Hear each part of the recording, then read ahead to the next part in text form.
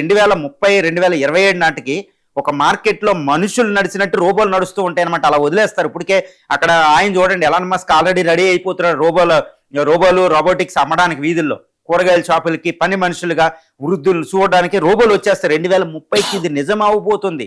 చూడండి, 2000వ సంవత్సరం అంటే ఇప్పటికి గత 15-20 సంవత్సరాల క్రితం ఎవరి చేతిలో మొబైల్ ఫోన్స్ ఉండే కాదు. ఈరోజు మొబైల్ ఫోన్స్ ఎలా అయినాయో చూడండి. ఈరోజు ఇంటర్నెట్ ఎలా అయిందో, 5Gలు ఎలా వచ్చినాయో చూడండి. అలాగే 2030 అంటే కేవలం 4-5 సంవత్సరాల్లో మన వీధుల్లో మనుషులు తిరిగినట్టు రోబోలు తిరగబోతున్నాయి. మనుషుల అవసరం ఉండదు.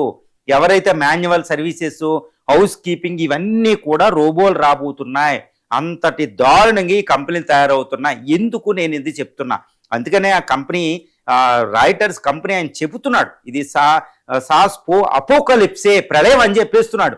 ఎందుకు ప్రళయం అంటే మానవులకి జీవన విధానం లేనప్పుడు అది ప్రళయానికి దారితీస్తుంది అనమాట.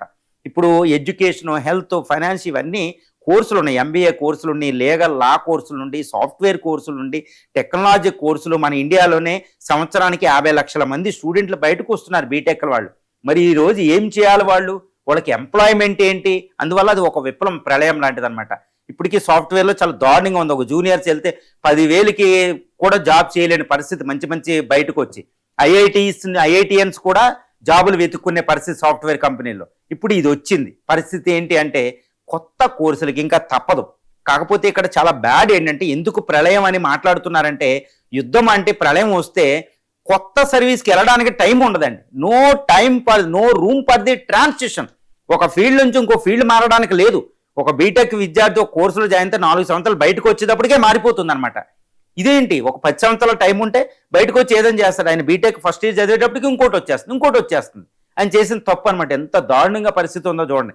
MBA గ్రాడ్యుయేట్లు ఏం చేయాలి? మరి వీళ్ళకి ట్రాన్సిషన్ లేదు, న్యూ ఎంప్లాయ్మెంట్ లేదు. ఏంటి, AI అందరినీ తీసుకోదు. AI కోర్సులు, మిషన్ లెర్నింగ్ చదివేస్తాం, ML కోర్సులు అంటే వాళ్ళందరినీ అది ఇండక్ట్ చేయదు, మిషన్లు చేసేస్తే పని. అందుకని ఒక సర్వే వచ్చిందండి. అదేంటంటే, రానున్న కాలంలో ఎవరికి ఎక్కువ జాబులు వస్తాయంటే చాలా విచిత్రమైన పరిస్థితి. నిజంగా చెప్తున్నా, ఒక IITians కాదండి, ITI చేసిన వాళ్ళకి, ఈ ఫిట్టరో, కార్పెంటర్లో, ఎలక్ట్రీషియన్లో ఇవి ఉంటే చూడండి, వాటి ఒక్కటే ఇది రిప్లేస్ చేయలేదంట. కోట్ల మంది జాబులు రెడీగా ఉంది. రీసెంట్గా బిల్ గేట్స్ లాంటి పెద్ద CEOలు చెప్పిన మాట అనమాట, నా మాట కూడా కాదు. ఈ ITI కోర్సులు చేసి వాళ్ళకే జాబ్ సెక్యూరిటీ ఉండబోతుంది అనమాట. చిన్న కోర్సులు, ఎలక్ట్రీషియను, ఈ ప్లంబరు, తర్వాత కార్పెంటర్లో ఇవి ఉంటే చూడండి, వాళ్ళకి ఎక్కువ శాలరీలు ఇవ్వాల్సిన పరిస్థితి ఉంది సాఫ్ట్వేర్ ఇంజనీర్ల కంటే. ఇప్పుడు ఆ కోర్సులు ఇప్పుడే చూడండి, చాలా మంది సాఫ్ట్వేర్ ఇంజనీర్లు ఇంకా అది లేకుండా గిగ్ వర్క్స్గా మారిపోయి ఒక కార్లకి డ్రైవర్గా పనిచేస్తే ఎక్కువ శాలరీలు సంపాదిస్తున్నారు. అగ్రికల్చర్ చేస్తే ఎక్కువ సంపాదిస్తున్నారు. ఆల్రెడీ కొంచెం భయపడిపోయి బయటకు వచ్చేస్తున్నారండి. కూరగాయలు అమ్ముతున్నారు సాఫ్ట్వేర్ ఇంజనీర్లు బెంగళూరులో.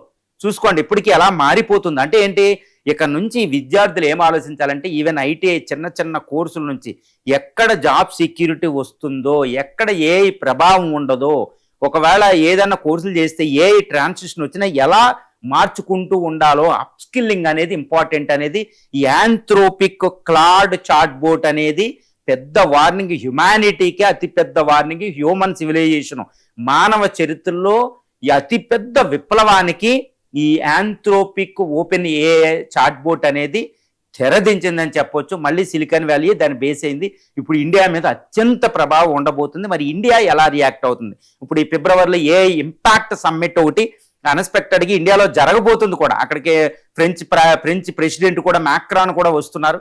మరి AI ఇంపాక్ట్ సమ్మిట్లు ఇదే పెద్ద డిస్కషన్ అవబోతుంది.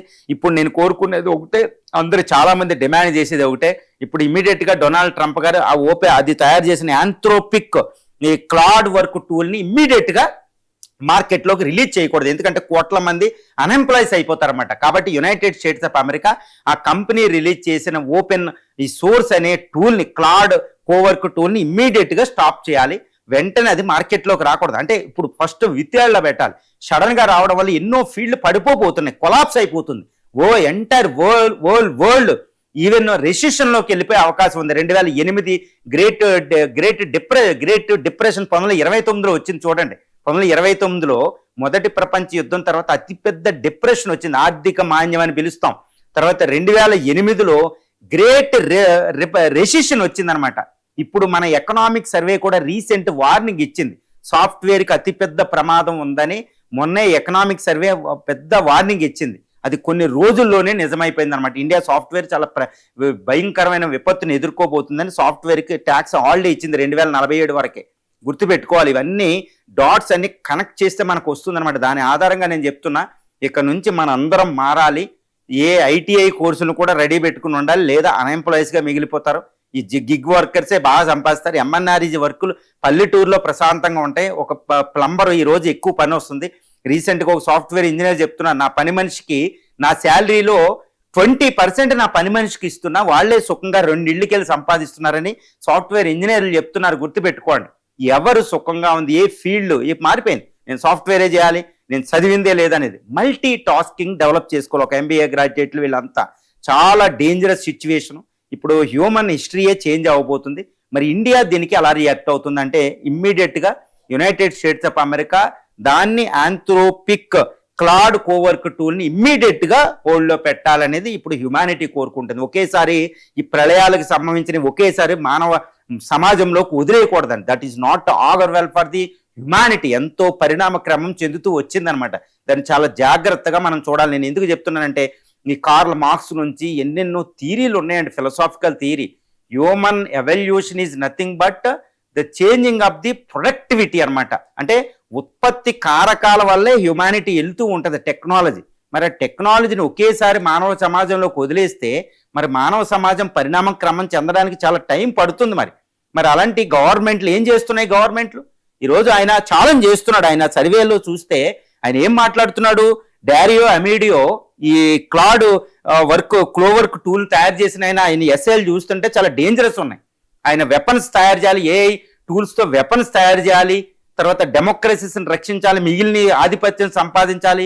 ఆయన ఒక డిఫరెంట్ యాక్సెంట్ దారుణమైన పర్సనల్ కనిపిస్తున్నాడు అనమాట. ఏ అన్నిట్లో వాడేయాలి. ఈ doesn't have any knowledge about the human evolution. మానవ పరిణామ క్రమం తెలియదు. ఆయన మల్టీ బిలియనీర్ ట్రిలియనీర్ అవ్వాలనే కోరిక తప్పితే, మోటివ్ తప్పితే వేరేది లేదనేది అర్థమవుతుంది. మళ్ళీ అలాంటి ఒక్క పర్సన్ హ్యూమన్ సమాజాన్ని నాశనం, అంటే 3వ ప్రపంచ యుద్ధం అణుయుద్ధం కంటే ప్రమాదంగా ఈ క్లాడ్ కోడ్ మారిపోతుందండి. అణుయుద్ధం కంటే ప్రమాదం, నిజంగా చెప్తున్నాను నేను. కాబట్టి అన్ని గవర్నమెంట్లు ఆల్రెడీ ఇప్పటికే చాలా గవర్నమెంట్లు బయటకు వస్తున్నాయి. చైనా వస్తుంది, ఇండియా వస్తుంది, ఫ్రాన్స్ వస్తుంది, అమెరికా వస్తుంది. ఫ్రాన్స్లో ఆల్రెడీ ప్రైమ్ మినిస్టర్ మోడీ వెళ్ళడం, అక్కడ పెద్ద ఏఎంఎస్ సమ్మిట్ అయింది. 2వ సమ్మిట్ ఇండియాలో జరగబోతుంది. ఇక్కడ డిస్కస్ చేయాలి.